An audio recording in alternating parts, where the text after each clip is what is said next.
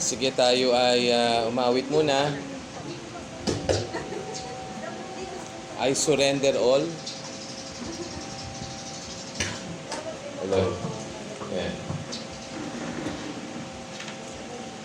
Sige, tayo umawit.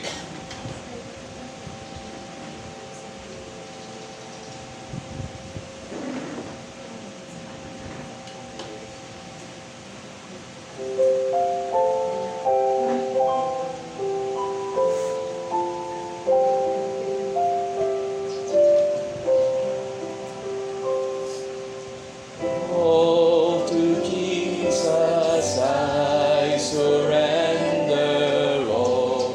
I freely believe I will ever love and trust Him in His presence daily. I surrender all. I surrender all. All to Thee, my blessed Savior. I surrender all. All to Jesus I surrender. Humbly at His feet I bow. Oh, the pleasures all forsaken, take me, Jesus, take me now. I surrender all. I surrender all. All to Thee, my blessed Savior, I surrender all. All to Jesus I surrender. Make me Savior, Holy Guide. May Thy Holy Spirit fill me. May I know Thy for Thee wide. I surrender all. I surrender all. All to Thee, my blessed Savior, I surrender all. All to Jesus I surrender, Lord. I give myself to Thee.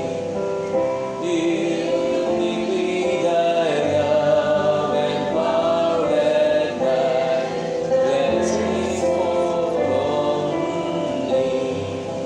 I surrender all. I surrender all. All to Thee, my blessed Savior, I surrender all. I surrender all. I surrender all. All to Thee, my blessed Savior, I surrender all. Let us pray, Lord.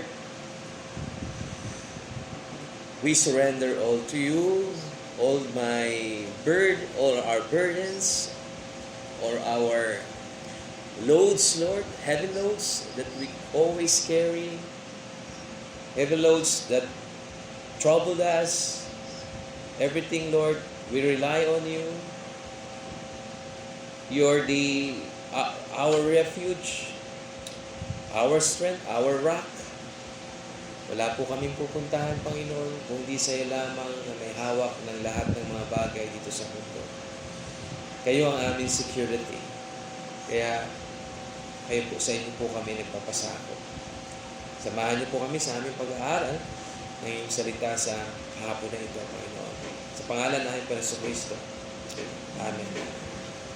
So, buksan ninyo ang inyong mga Bibles sa Psalms 33, verses 16 to 18. At dyan ang ating pag-uusapan ay tungkol sa security, no? Kasiguruhan, seguridad, assurance na walang iba kundi mula sa Panginoon. Yan ang ating magiging paksa. At ito ay timely sapagkat alam po ninyo na hindi lang ilan sa atin meron na dumadaan talaga sa pagsubok at kahirapan, kapighatian ay ito ang magbibigay ng kaaliwan sa atin. Kaya basahin po natin ang Psalms 33 verse 16 to 18. Ganito po ang sinasabi: walang hari nakaliligtas sa pamamagitan ng karamihan ng hukbo. Ang makapangyarihang tao ay hindi naliligtas sa pamamagitan ng malaking kalakasan. Ang kabayo ay walang kabuluhang bagay sa pagliligtas.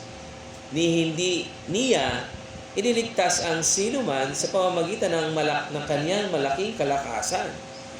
Narito ang mga mata ng Panginoon ay nasa kanya na nangangatakot sa kanya na nagsisiasa sa kanyang kagandahan.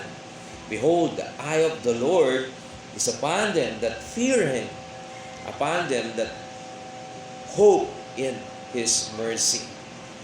Binasa natin yung mga talatang yan, no, na nagpapakita na ang hari, no, ay hindi naliligtas ng kaniyang mga kawan kahit kaano pa ito karami. Kahit kaano pa ito kalakas. Hindi siya maliligtas nito. Kaya meron diyang ang kabayo, pandigmang kabayo, ang tinuturing dito, is vain for safety. It's a vain thing for safety. Walang saysay ang mga chariots na yan, war horse na yan. No? Hindi iyan ang magbibigay ng kasiguruhan sa atin. Kung hindi, eventually, ang Panginoon. So yan ang ating pag-uusapan. Tingnan muna natin yung konteksto na ang hari ng panahon ng, of course, sa panahon lalo na ng panahon ni David na ang Israel ay nasa gitna ng digmaan, no? Kaya makikita nyo lagi rito sa aklat ng mga awit ang mga bagay patungkol sa away ng enemies ng Israel, no? Kasi of course, until now, we know the situation now sa Middle East na talagang ang Israel ay surrounded by enemies. So, since time immemorial and until now. And that's the reason why we have this trouble now, why we have this war now, because that is rooted, no, since the time civilization began. Kaya yung mga digmaan, usaping digmaan, ay matagal na yan sa buhay ng Israel. That has been their lives. Remember when they were traveling to the Promised Land, when they were in the wilderness for 40 years, ang dami dyan mga kalaban ng Israelites. No? At hanggang sa ngayon, sila pa rin yan, yung mga lahi ng Arab, Muslim, no, mga Amalekites, Moabites, name it. Yan ang mga kaaway ng mga Israelites. And of course, as a king, kung tutusin talaga ang tulad ni Trump, ay sino ba ang kanyang inaasahan? Di ba? Ang kanyang number one arsenal, the strongest army, weapon in the world, no? Nakita nyo yung isang warship nila, laser ang ginagamit. That, I don't know, parang totoo nga talaga yun, or AI lang yun. Pero, I understand talagang may power na gano'n ng ship, yung warship ng Amerika na laser na ang ginagamit. The strongest weapon they have. So, as a king, tulad yan ni Trump, nagre-rely siya dyan sa kanyang army, sa kanyang arsenal. No? So, yan ang konteksto rin noon, panahon ng mga Israelites, ni David. Umaasa yan sa kanyang hukbo. Kanyang war horse. Kung sino yung maraming war horse, ay siyang powerful. So, di ba? Nakita niyo yung mga chariots na humahabol doon sa mga Israelites while traversing the Red Sea. Di ba? Sila yon. Kapag may mga kabayo ka, ng panahon na yon, may chariots ka, war horses, eh ikaw ay superpower. So doon umaasa lagi ang mga leaders kung gaano kalakas ang kaniyang hukbo. Pero ang tinuturo sa atin dito, sabi niya, there is no king save by multitude of hosts.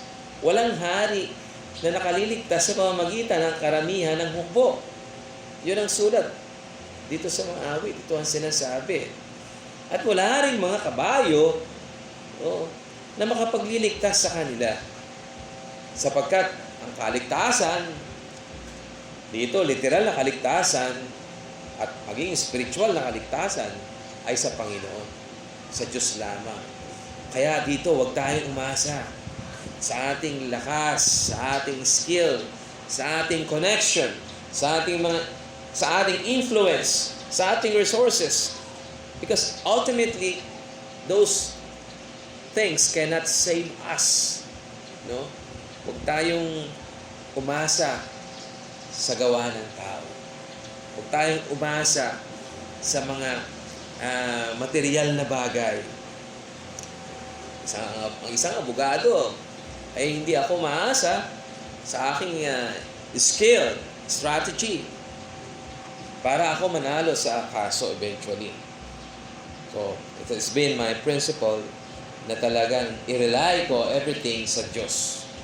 Sapagkat kung skill ko lang, I've been telling that to my clients, wala tayong aasahan. No? Kundi ang paggabay ng Panginoon, ang wisdom ng Panginoon. As a family, of course, huwag kang aasa na kaya mong buhayin ang pamilya mo sa income mo lang.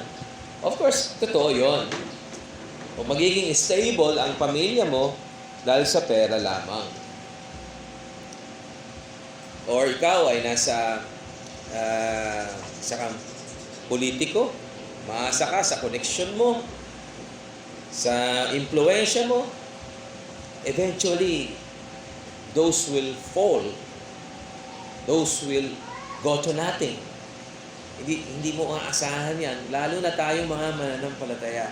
We know, pinag-aralan na natin yan, I think the last week, that we rely on God, we commit everything to God. Proverbs chapter 3, no? We don't lean on our own understanding. We acknowledge God's ways, and God will direct our paths. We know that. So, we understand na ang Diyos ang talagang pinaka-ultimately, pinaka-source ng ating tagumpay, ng ating security. Kaya, sabi sa Psalms 20 verse 7, some trust in chariots and some in horses, but we trust in the name of the Lord. Ang mga Israelites, kaya sila ganyan, naririyan pa sila. They don't trust on their horses, on their weapons. Although, we realize ngayon ko lang din na-realize that sila talaga, alam niyo yung Mossad? That is the most I think, effective, powerful intelligence. Kasi sila yung nag-i-spy for the Israelites, di ba? Maraming mga officers ng Iran ang namatay because of the Mossad, kanilang intelligence work.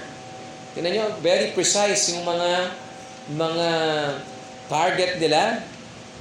Countless officers, including the Ayatollah Khamenei, na namatay.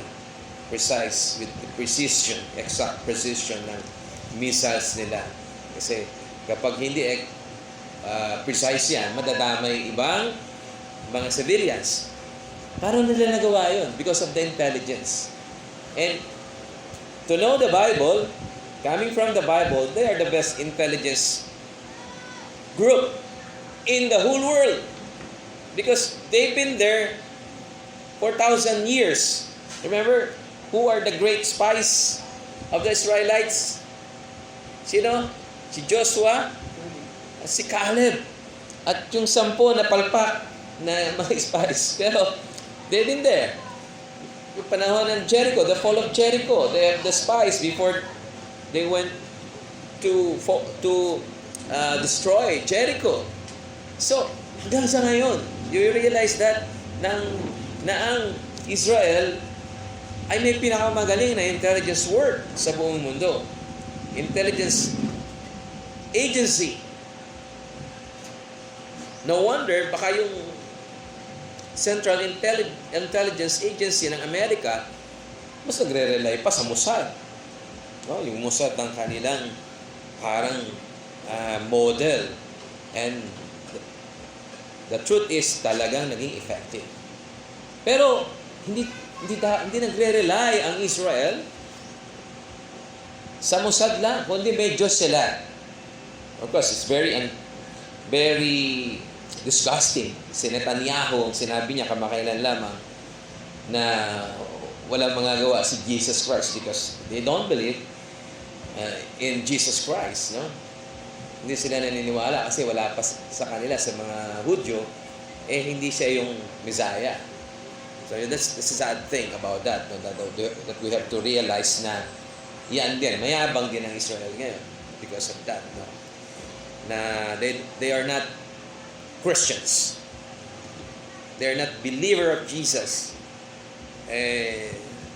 Wag naman sana na maging way yun para sa kanilang destruction.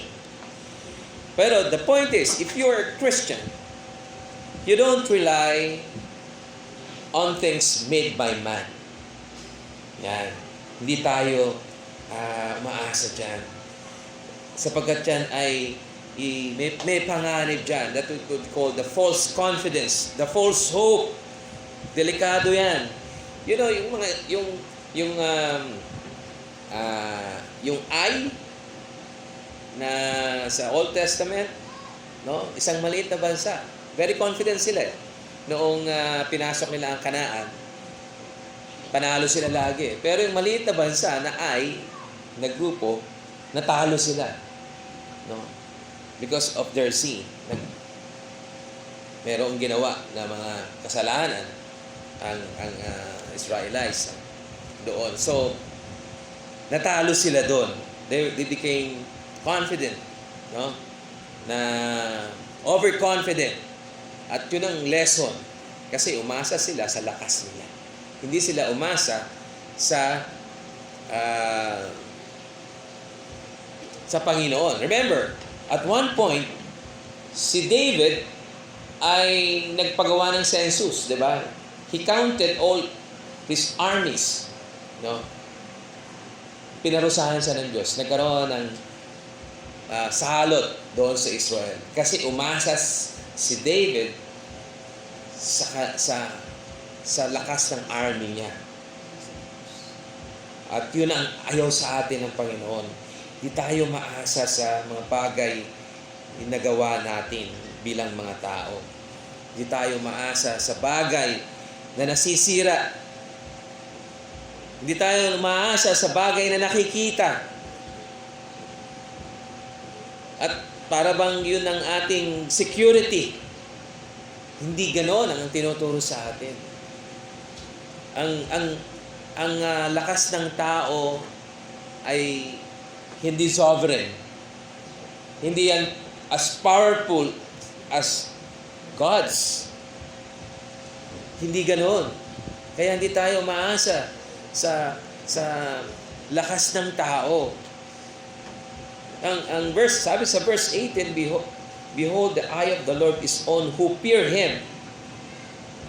Nandoon ang pinakasagot, no? Kung paano natin makikita na para maging matagumpay. Basahin natin yung verse 18. It's a key verse. Narito ang mata ng Panginoon ay nasa kanila na nangatatakot sa Kanya. Sa kanila nagsisiasa sa Kanyang kagandahang loob. So yun ang ating maging basihan ng ating lakas. Basihan ng ating tagumpay, yung ating pagkilala sa Diyos. Talagang kilala mo ang Diyos, pinananampalatayaan mo siya ng makapangyarihan sa lahat, huwag kang umasa sa anumang bagay kung di sa Kanya lamang. Ang mga bagay na, kasi mali ang puso ng tao, no? Ang tama na nariyan ang mga resources mo, nariyan ang iyong mga connections, nariyan ang iyong mga materials that will help you whatever endeavor you're going through. Pero ginagamit ng Diyos yun. Ang mga resources na yan, hindi siya mismo ang dapat asahan. Kung hindi ang Diyos mismo. At ikikilos niya yung mga bagay na to. Pakikilusin niya para sa tagumpay mo. Hindi the other way around. No? At asahan mo muna, diba, nabahagi na natin yan, naasahan mo muna yung mga bagay na tinitingnan mo, material na bagay na tinitingnan mo na makatutulong sa'yo, at pag di umubra, tsaka ka lang aasa sa Diyos. Mali na attitude yun. No? Ang talagang inaasahan natin ever since ay ang Panginoon. At ang mga tao na nakakakita nun ay yung mga tao na may takot sa Kanya.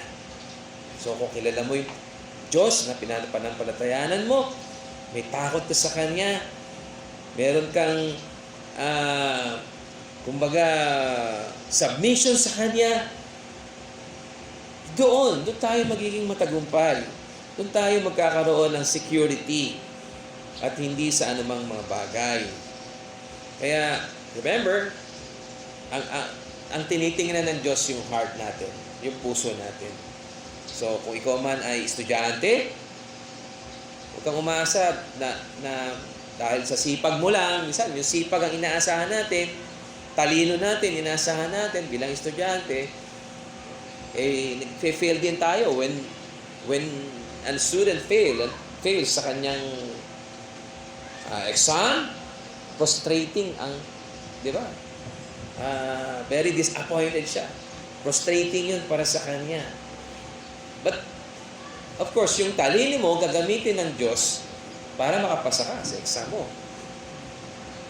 Pero, of course, siyempre, as responsible student, you have to study hard. You give your best. But behind that, you know that God will work for you. Will do the rest that will make you succeed, that will make you pass the exam. At yun ang ating anuhan, yun ang ating gawin, maintindihan. Yung may mga takot sa Diyos, mayroong reverence sa Kanya, may submission sa Kanya, may pagkilala sa Kanya, yun ay hindi pinababayaan ng Diyos. Hindi siya iiwanan ng Diyos. Hindi siya papayagan ng Diyos na mabigo sa Kanyang pakikipagharap sa problema. No, hindi siya pababayaan ng Diyos. So, anong pinaka-ano natin dito? Anong pinaka-lesson natin? Of course, If we apply this sa ating situation ngayon, may sakit. Hindi kaya ng hospital na iligtas ang may sakit. Ang Diyos pa rin ang magliligtas nito. Meron kang, even you have the resources, you have the good doctors, the best doctors in the country, marami ang mga may kaya pa, no, na sa buhay, mayroon silang pera, pero hindi rin niligtas ng pera nila. Hindi rin sila nakasurvive. Kasi at the end of the day, ang Panginoon ang may hawak ng buhay. Ang Panginoon ang may control ng mga bagay. So what we need to do is to submit yung total dependence natin sa Diyos natin, na we can say, Lord, it's all yours. Your will be done. That's what Christ did when He was about to face His ordeal, di ba? At the Garden of the Gethsemane, nakita niya na yung tataanan niya. Nakita niya na kung anong hirap na tataanan niya. Pero, kung ang Panginoong Jesucristo ay merong reliance sa kanyang sarili, sabi ko, Lord, I can do this. No? I can survive. Or I can prevent this. Pero, anong sabi ng Panginoon? Your will be done. So, a good example of submission. A good example of obedience. A good example of total dependence. Of course, he can disobey the plan of God, being himself. Pero that's not the way Christ showed his life as an example. Nagpasakop siya kahit na mahirap ang dadaanan niya in flesh, in human flesh.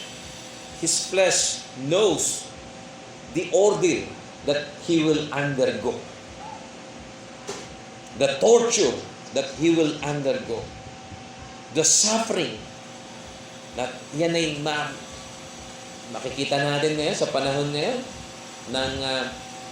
sa sineselebrate ng mga Katoliko, Lenten season, Quaresma. We will once again remember what Christ has done for us, how He suffered on the cross. Pero naging ano pa rin siya, naging submissive pa rin siya, naging humble pa rin siya. Yun. At because of that, yung salvation natin na-fulfill, na-accomplish. It is finished. It has been finished by Christ on the Calvary. Yun ang ginawa niya. And because of His reliance, because of His dependence to God's will. Kaya kahit sa atin, mahirap, no? Sa amin, sa dinadaanan namin, napakahirap. Sapagkat, alam nyo, yung kapatid ni Tess, hindi lang yung kapatid niya. Dugtong ng puso niya yun.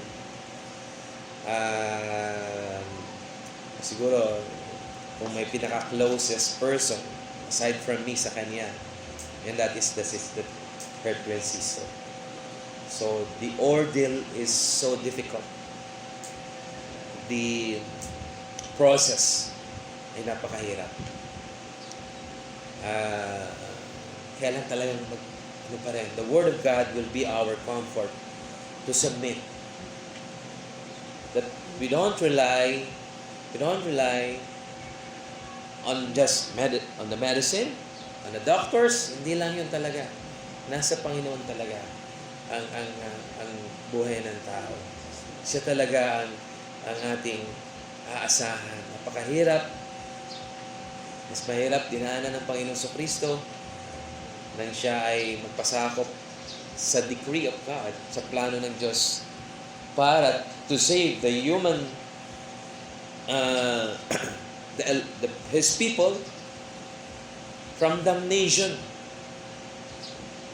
Daanan niya yung paghihirap na yon ay walang kapantay na pagpapasakop, na everything ay nirely niya sa Diyos Ama. At yun ang ating maging example. Yun ang ating maging model. Yun ang ating maging inspiration. Yun ang ating maging motivation, encouragement, na ang Panginoong Jesucristo ay nagpakita ng kanyang pagpapakumbaba. Kung paano siya nagpasakop sa kalooban ng Diyos. Kung paano ipinakita niya na everything ay sa Diyos ang kasiguruhan. Sa plano ng Diyos. Sa decree ng Diyos. Kahit na ito ay mahirap. Ganon din po sana tayo sa ating dinadaanan na pagsubok. Sa mga paghihirap natin. Hindi tayo maasa sa mga bagay na gawa ng tao. First is the man who trusts in man. Jeremiah 17. No? Sa Diyos tayo lagi umaasa. Sa Diyos ang ating security. Hindi sa anumang mga bagay. Kaya, mahirap man. Sa aming pamilya ngayon, napakahirap. Pero sa Panginoon kami umaasa. Nasa flesh tayo na nangihina, natutukso, nanlalamya, napapagod ang isip. Pero, ang salita ng Panginoon pa rin ang ating aasahan. Kung wala ang salita ng Panginoon, kung di tayo mananampalataya, kung di tayo nakakilala sa kapangyarihan ng Diyos, wala tayong aasahan na lakas sa pagharap natin sa problema. So, yun ang ating maging comfort. Sapagkat ang umasa sa sarili ay pride. Yung self-reliance, that is pride. At yun ang ayaw ng Diyos. Yung marami ang mga masa sa kanilang lakas na nabigo. Hitler is one of the proudest persons that ever existed. Siya ba ay niligtas ng kanyang army? Wala. Natalo siya. Maraming ganyan. Umasa sa lakas. Ibinagsak. Kung sino yung nagmamataas, binabagsak ng Diyos. Kung sino yung nagpapakumbaba, siyang itinataas ng Diyos. Totoo, the king is not saved by his great army. Maging si Goliath. Goliath was a very proud person.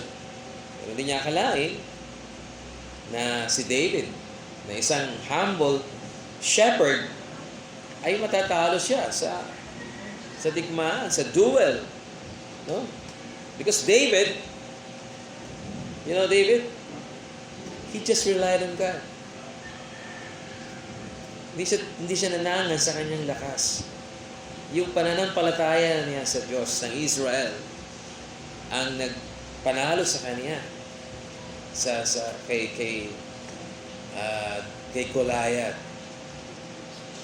At it's a good example na talagang ang Diyos ang ating aasahan. You cannot imagine, of course, during the time of David, that he will defeat such kind of a warrior in the person of Goliath.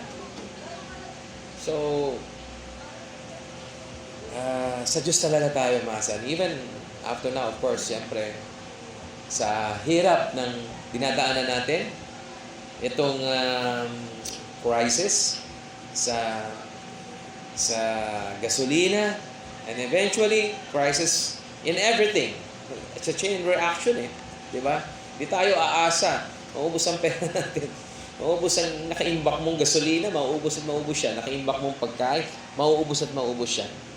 Ang asahan natin, God will make a way that eventually this war will stop and we'll be back to normal life. Hindi tayo aasa sa lakas natin bilang tao lamang. No, hindi natin, we cannot solve the problem now. It's all God's. It's all God's control. Paano aayos ang mundo. And we keep on praying. Behind that, the proof that we rely on God is our ceaseless prayer, incessant prayer. So, katulad ng pinag-aralan natin kanina, na tayo ay lumapit sa Panginoon sa panalangin. So, that's it. Yan ang ating maikling pagbubulay-bulay ng salita ng Panginoon. Hawaan tayo ng Panginoon. Mahabag siya sa atin. Magpasakop tayo sa Kanya. Nasa Kanya ang ating security. So, meron bang mga questions? Meron tayong pwedeng idagdag. Ganyan. So, tanong, saan kayo umaasa? Di ba? Yan. Sa Diyos. Sinong ating aasahan? Di ba? Kahit na gaano kayaman ka, mas mainam yung isang, di ba? Pinag-aralan din natin yung kita mo na nagaling sa katapatan, na pagsisikap, ay mas mainam sa kayamanan ng maraming masama. Pinag-aralan natin yan. At yun ay pag-realize sa Diyos. Kahit ano pagkalit ang iyong hinahawakan na resources, if you rely on God, kahit ano pa yan, samantalang ito, napakayaman na tao nito, and still they fall. Pero ikaw, this is your resources lang. And you succeed. Because God is with you. You rely on God. So that's our confidence. That's our encouragement.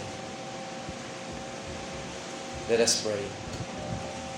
Lord, salamat Panginoon sa iyong mga salita. Marami sa amin ang dumadaan sa maraming pagsubok. Wala kami ibang asahan kundi kayo lamang, Panginoon. May mga sakit ang kasama namin, mga mahal namin sa buhay. And even, they are in the midst of trouble. Pero ang salita po ninyo, Panginoon, ang aming pangahawakan that though we walk through the valley of shadow of death, we fear no evil. Yan ang yung salita ko. Na kayo ang aming, wala kaming katatakutan. Kayo ang aming mabuting pastol. Kayo ang aming security. We don't rely sa aming kakayanan, sa mga material na bagay, Panginoon. Lahat ito'y mawawala. Lahat ito'y masisira. Kahit gaano pa kalakas ito. Kahit gaano pa ka superpower ng isang bansa, kung wala namang Diyos na kinikilala, ito'y babagsak, Panginoon. That's the reality of your word. Kaya po, it's very clear that you are our security. You are our rock, our refuge, our comforter. Kaya po, Panginoon, salamat po sa mga salita nito. This we pray in the name of our Lord Jesus Christ. Amen. Amen.